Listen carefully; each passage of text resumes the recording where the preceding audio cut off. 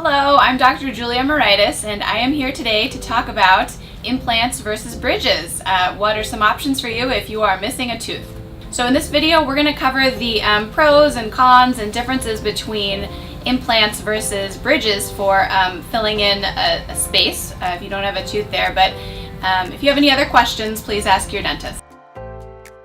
So if you're missing a tooth, you may be wondering what the benefits to getting an implant or a bridge are. So one of the main reasons to fill that space is if there is no tooth present.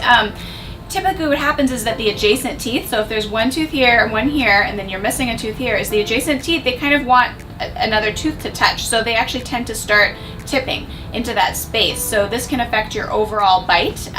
So rather than just having the two like this, you'll start to have some crowding, and that can affect your bite and all sorts of other issues. The other reason would be the teeth on top will actually start to erupt down into that space. So that can also start to affect your bite and the adjacent teeth. So that's another reason why you do want to address those spaces usually.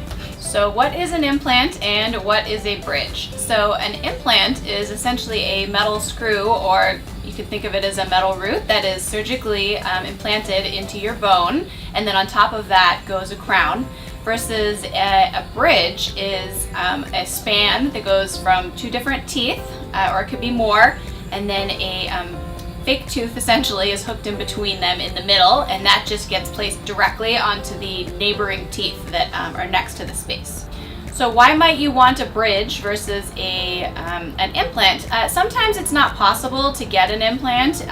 If on the upper arch, it could be that your sinus is too low, so it would not be feasible to get an implant in there.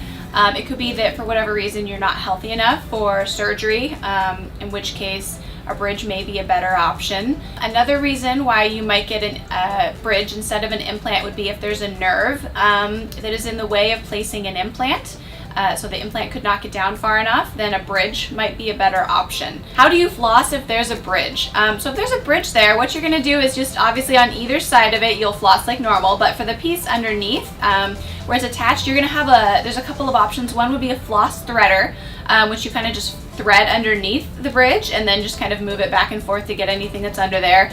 Another option is it's called a proxy brush, and it's just a little mini brush that goes underneath the bridge to make sure you're getting everything nice and clean in there. So if you're still wondering if you want an implant or a bridge to fill that space, so the benefits of an implant are that you don't have to take any structure off of the adjacent teeth. It helps to maintain the bone levels, and it can be used in a situation where there's no tooth behind it.